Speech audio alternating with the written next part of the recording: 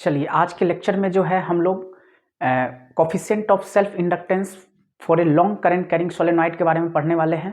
तो आज का लेक्चर बहुत ही इम्पोर्टेंट है। इलेक्ट्रोमैग्नेटिक इंडक्शन का ही अभी चैप्टर चल रहा है। तो आज जो हम लोग देखेंगे coefficient of self inductance for long current carrying solenoid, बहुत ही इंपॉर्टेंट लेक्चर है। तो अभी तक जो लोग भी चैनल को सब्सक्राइब नहीं किए हैं, जल्दी से जल्दी चैनल को सब्सक्राइब कीजिए ताकि आप तक नोटिफिकेशन बहुत जल्दी से पहुंचे और आपका कोई भी वीडियोस, कोई भी लेक्चर मिस ना हो, आपको समझने में कोई दिक्कत परेशानी ना हो। इसलिए अभी तक जो लोग भी चैनल को सब्सक्राइब नहीं किए हैं, जल्दी से जल्दी आप लोग चैनल को सब्सक्राइब करिए। तो चलिए आज के लेक्चर में जो है हम लोग देखते हैं self inductance of a long current carrying solenoid, इसका कोफिशिएंट निकालेंगे और साथ में ये भी देखेंगे कि what are the factors on which the coefficient of self inductance of a long current carrying solenoid depends. That means जो करंट कैरिंग सोलेनॉइड है उसका जो कोफिशिएंट ऑफ सेल्फ इंडक्टेंस है वो किन किन फैक्टर्स पे डिपेंड करता है, उस क्या क्या पैरामीटर्स है, उन सारे चीजों को भी आज के लेक्चर में हम लोग देखेंगे। चलिए तो हम लोग लेक्चर को कंटिन्यू करते हैं। चलिए तो लेक्चर को कंटिन्यू करते हैं। जैसा कि आपको मैंने पहले ही बता दिया था कि आज के लेक्चर में जो है हम लोग कोफिशिएंट ऑफ सेल्फ इंडक्टेंस के बारे में कोफिशिएंट ऑफ सेल्फ इंडक्टेंस के बारे में पढ़ने वाले हैं। किसके लिए? तो एक लॉन्ग करंट कैरिंग सोलेनॉइड है।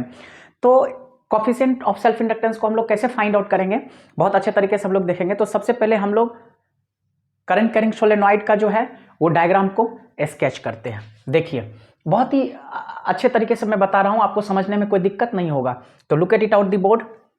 जैसे ये देखिए हमारे पास एक सोलेनॉइड है,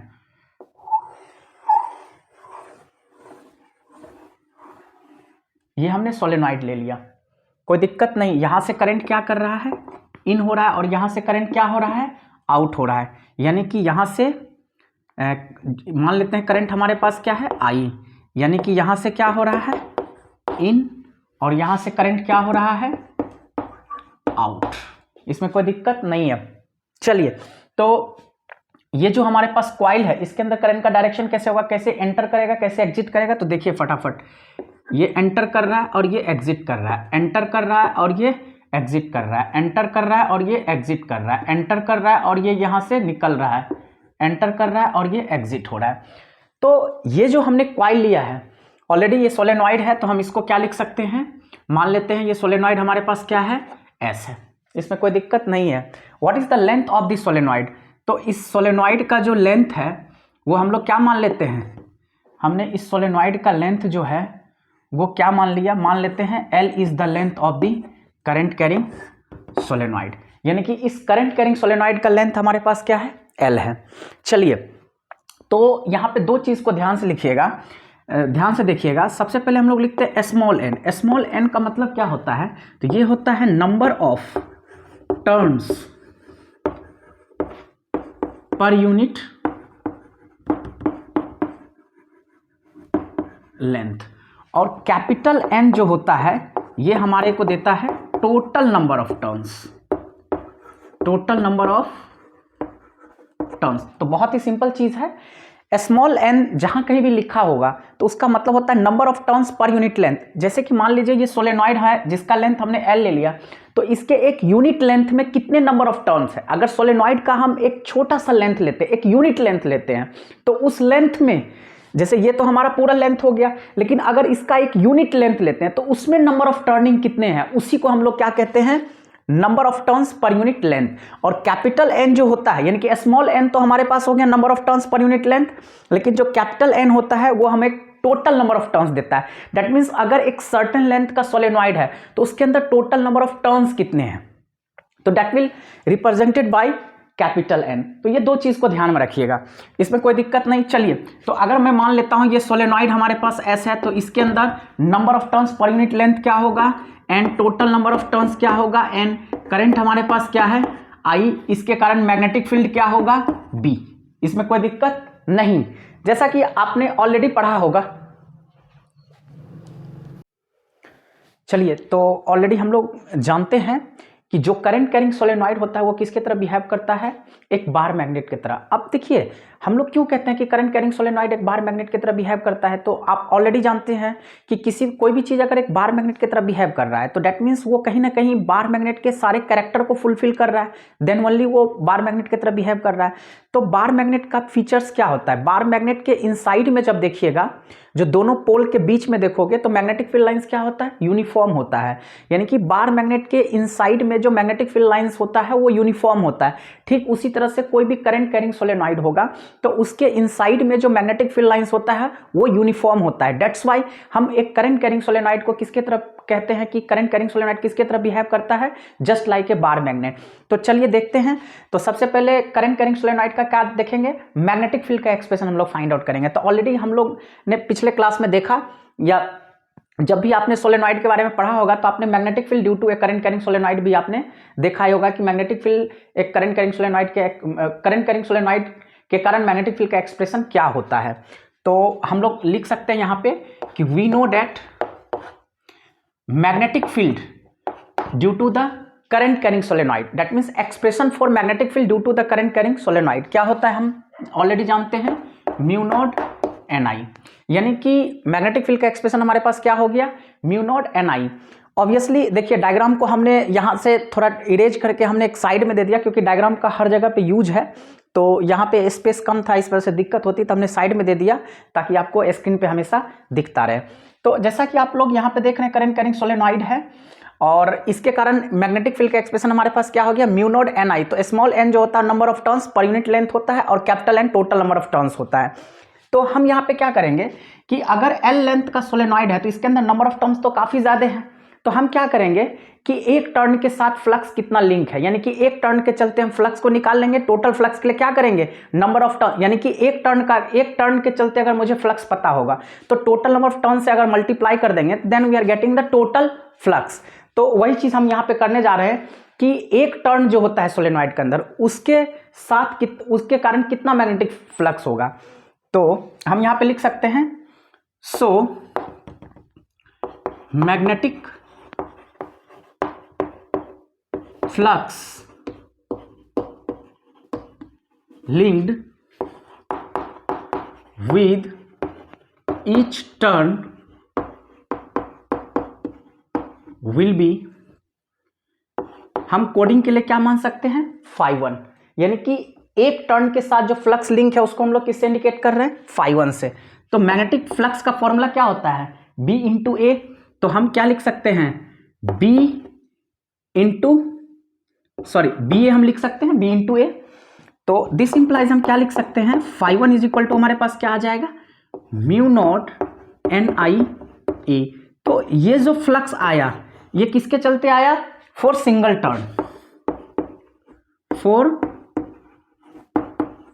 टर्न के चलते, यानी कि एक टर्न के चलते फ्लक्स हमारे पास कितना आ गया, mu naught N I A.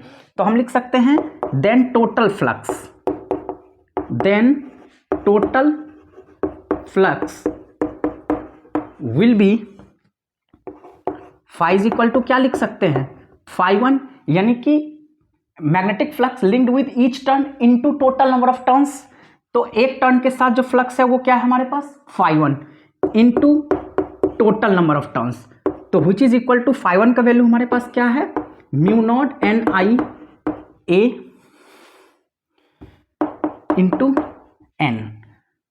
तो हम यहां पे इस एक्सप्रेशन को लिख सकते हैं आराम से, देखिए म्यू नॉट एन आई ए। अब यहां पे नंबर ऑफ टर्न्स पर यूनिट लेंथ है, यहां पे टोटल नंबर ऑफ टर्न्स है। तो या तो हम पूरे एक्सप्रेशन को टोटल नंबर ऑफ टर्न्स के केस में निकाल लें, या पूरे एक्सप्रेशन को हम लोग नंबर ऑफ टर्न्स पर यूनिट लेंथ के केस में निकाल लें। तो यहाँ पे स्मॉल है तो हम यहाँ पे पहले एक्सप्रेशन को जो है नंबर ऑफ टर्न्स पर यूनिट लेंथ के केस में फाइंड आउट कर लेते हैं। तो mu naught N I A, और एन के जगह पे हम लोग क्या लिख सकते हैं, टोटल नंबर टर्न्स को क्या लिख सकते हैं, एन इंटू एल। तो एन इंटू एल ये कैसे होता है, देखिए आपको मैं समझा देता हूं कि जैसे अगर टोटल नंबर ऑफ टर्न्स निकालते हो तो नंबर ऑफ टर्न्स पर unit length into total number of length, total length. अगर नंबर ऑफ टर्न्स पर यूनिट लेंथ को हमने टोटल लेंथ से मल्टीप्लाई कर दिया then we are getting the total number of turns. तो अगर नंबर ऑफ टर्न्स पर यूनिट लेंथ निकालना है तो टोटल नंबर ऑफ टर्न्स को क्या करोगे, एल से डिवाइड कर दोगे, तो easily you are getting the value of number of turns पर यूनिट लेंथ। तो सेम हमने यहाँ पे किया है, टोटल नंबर ऑफ टर्न्स जो है उसको हमने नंबर ऑफ टर्न्स पर यूनिट लेंथ से क्या किया है, मल्टीप्लाई कर दिया है टोटल लेंथ के साथ, तो then we are getting the total number of turns. तो हमारे पास जो यहाँ पे एक्सप्रेशन बन गया वो क्या बन गया हमारे पास, आई होप स्क्रीन पे दिख रहा होगा, फाई इज इक्वल टू, आप यहां से देखिए, mu naught N into N, N square I A और एल, ये हमारा रिक्वायर्ड एक्सप्रेशन है टोटल मैग्नेटिक फ्लक्स का। यानी कि टोटल मैग्नेटिक फ्लक्स किसके चलते निकल गया, इस सोलेनॉइड के चलते, यानी कि करंट कैरिंग सोलेनॉइड का टोटल फ्लक्स जो निकला, यानी कि टोटल नंबर ऑफ टर्न्स के साथ जो फ्लक्स है वो क्या है, mu naught N square I A L. अब हमें क्या फाइंड आउट करना है, हमें तो coefficient of self inductance find out करना है। तो देखते हैं कैसे कोफिशिएंट ऑफ सेल्फ इंडक्टेंस को फाइंड आउट करते हैं। इसको मैं रब करता हूं,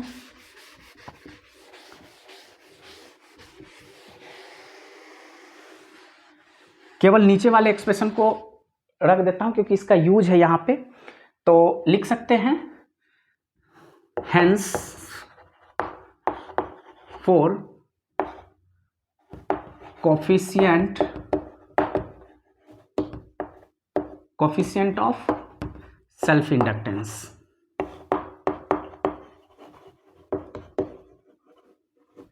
hence for coefficient of self inductance. तो ऑलरेडी फाई जो होता है वो किसका डायरेक्टली प्रोपोर्शनल होता है, आई का, तो this implies phi is equal to L आई।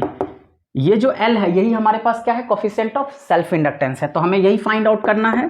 तो एल इज इक्वल टू क्या लिख सकते हैं, फाई बाई आई। अब यहाँ जो फ्लक्स है ये तो टोटल फ्लक्स है, तो यहाँ पे हम लिख सकते हैं टोटल फ्लक्स हमारे पास क्या आ गया, इस एक्सप्रेशन को ध्यान से देखिए, mu naught N square I A L divided by I, mu naught N square I A L, mu naught N square I A L upon में आई, तो आई से आई कैंसल आउट, हमारे पास एक्सप्रेशन क्या बच गया, mu naught N square A L, mu naught N square A L.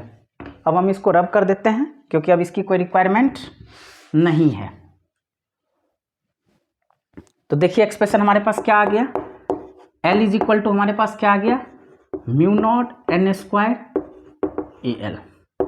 यानी कि ये जो एक्सप्रेशन है ये फाइनली हमें क्या मिल गया, कोफिशिएंट ऑफ सेल्फ इंडक्टेंस। यहाँ पे म्यू नॉट हमारे पास परमिएबिलिटी होता है और एन स्क्वायर जो होता है वो हमारे पास नंबर ऑफ टर्न्स पर यूनिट लेंथ है, ए हमारे पास एरिया है, यानी कि जो भी सोलेनॉइड हमने लिया है इसका एरिया है, और एल हमारे पास क्या है, लेंथ ऑफ द सोलेनॉइड है। तो ये जो एक्सप्रेशन आया ये किस टर्म में आया, इन case of number of turns पर यूनिट लेंथ के केस में आ गया। यानी कि अगर नंबर ऑफ टर्न्स पर यूनिट लेंथ दिया रहेगा तो हम कोफिशिएंट ऑफ सेल्फ इंडक्टेंस को इस एक्सप्रेशन के जरिए फाइंड आउट कर सकते हैं। अब इसी को हम लोग टोटल नंबर ऑफ टर्न्स के केस में कैसे फाइंड आउट कर सकते हैं, तो हम इसी को सिंप्लीफाई कर देते हैं, L is equal to mu naught, N की जगह हम क्या लिख सकते हैं, capital N divided by L का स्क्वायर, ठीक है, इंटू ए इंटू एल। तो इसको फर्दर खोलेंगे तो हमारे पास एक्सप्रेशन क्या आ जाएगा, एक्सप्रेशन यहाँ पे आ जाएगा mu naught N square A L divided by L square. तो यहाँ से जो, एक मिनट, ये हमारे पास क्या आ जाएगा, एल स्क्वायर, तो ये एल और ये स्क्वायर कैंसिल आउट हो जाएगा, तो हमारे पास क्या बचेगा, mu naught N square A upon L. तो यहाँ पे जो हमारे पास एक्सप्रेशन आ जाएगा एल का वो क्या हो जाएगा, mu naught N square A divided by L. ये कोफिशिएंट ऑफ सेल्फ इंडक्टेंस हो गया इन case of total number of turns. तो हम यहाँ पे लिख भी सकते हैं, या छोड़िए इसको मैं रब कर देता हूँ,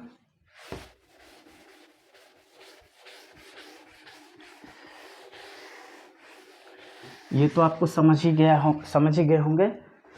तो यानी कि जो हैंस यहाँ हम लिख सकते हैं, so in case of total number of turns, total number of turns के केस में जो हमारा कोफिशिएंट ऑफ सेल्फ इंडक्टेंस है वो हमारे पास क्या आ जाएगा, mu naught n square a divided by l। अब यहाँ पे आपको कोई दिक्कत नहीं होगा। चलिए, तो आई होप इसको समझने में आपको कोई दिक्कत नहीं होगा। बहुत अच्छे से दोनों एक्सप्रेशन क्लियर है और इसमें कोई बहुत ज़्यादा कॉम्प्लेक्स पोर्शन नहीं है, बहुत अच्छे से सिस्टमेटिकली हमने एक्सप्लेन किया, आपको समझने में कोई दिक्कत नहीं होगा। अब नेक्स्ट जो इसी के अंदर टॉपिक है वो क्या है हमारे पास, what are the factors on which the coefficient of self inductance of a long current carrying solenoid depends. तो उस फैक्टर के बारे में हम लोग अब स्टडी करेंगे जिसके ऊपर एक करंट कैरिंग सोलेनॉइड का जो कोफिशिएंट ऑफ सेल्फ इंडक्टेंस होता है वो डिपेंड करता है। तो देखते हैं, बहुत ही सिंपल चीज़ है, उसके लिए हमको कोई अलग से किसी चीज़ को नहीं देखना पड़ेगा। देखिए, जो हमारे पास यहाँ पे एक्सप्रेशन आया है, एक्सप्रेशन क्या है हमारे पास, कोफिशिएंट ऑफ सेल्फ इंडक्टेंस का एक्सप्रेशन क्या है, mu naught capital N square A upon में एल। तो ये जो मैथमेटिकल एक्सप्रेशन है यही तो हमें सारे फैक्टर को दे रहा है। यही से हम इजिली कंक्लूड कर सकते हैं कि जो कोफिशिएंट ऑफ सेल्फ इंडक्टेंस है वो कहीं ना कहीं टोटल नंबर ऑफ टर्न्स के स्क्वायर का डायरेक्टली प्रोपोर्शनल है, एरिया का भी डायरेक्टली प्रोपोर्शनल है, और जो म्यू नॉट है, म्यू नॉट तो हमारे पास परमिएबिलिटी होता है। तो सोलेनॉइड किस चीज़ का बना हुआ है, यानी कि सोलेनॉइड का जो मटेरियल्स होता है, यानी कि जो core of the material, permeability of the क्या होता है, कोर मटेरियल। तो जो भी हमारा कोर मटेरियल होता है उसका ये परमिएबिलिटी होता है, उस पर भी हमारा जो सेल्फ इंडक्टेंस का कोफिशिएंट है वो डिपेंड करता है। तो इसको हम वर्ड में लिख लेते हैं या हम यहीं पे लिख देते हैं, factors on which the coefficient of self inductance of a long current carrying solenoid depends, यानी कि factors on which the coefficient of self inductance of a long current carrying, यानी कि ये L के बारे में देखेंगे, मेन चीज है, factors on which the coefficient of self inductance of a long current carrying solenoid depends. तो पहला फैक्टर हमारे पास क्या हो जाएगा, जो L है वो डायरेक्टली प्रोपोर्शनल टू किसका आ रहा है, n स्क्वायर का। दूसरा फैक्टर हम क्या लिख सकते हैं कि जो L है वो डायरेक्टली प्रोपोर्शनल टू क्या है, A का। और तीसरा फैक्टर हमारे पास लिख सकते हैं, म्यू नॉट है तो permeability of the core material, permeability of the core material। तो these are the main factors on which the coefficient of self inductance of a long current carrying solenoid depends। तो I hope आपको बहुत अच्छे से समझ में आया होगा। तो आप लोग जल्दी से जल्दी चैनल को सब्सक्राइब कीजिए ताकि फर्दर कोई भी लेक्चर हम अपलोड करें तो आप तक नोटिफिकेशन जल्दी से पहुंचे और आपका कोई भी लेक्चर मिस ना हो। और इन सारे चीज़ों के ऊपर आपको ज़्यादा से ज़्यादा वर्कआउट करने की रिक्वायरमेंट है, न्यूमेरिकल्स ज़्यादा से ज़्यादा सॉल्व कीजिए। और फर्दर अगर इसमें कोई दिक्कत है तो आप हमें कमेंट बॉक्स में लिख सकते हैं और हम कोशिश करेंगे कि आपके प्रॉब्लम को रिजॉल्व करें। तो आई होप आपको बहुत अच्छे से समझ में आया होगा। थैंक्स।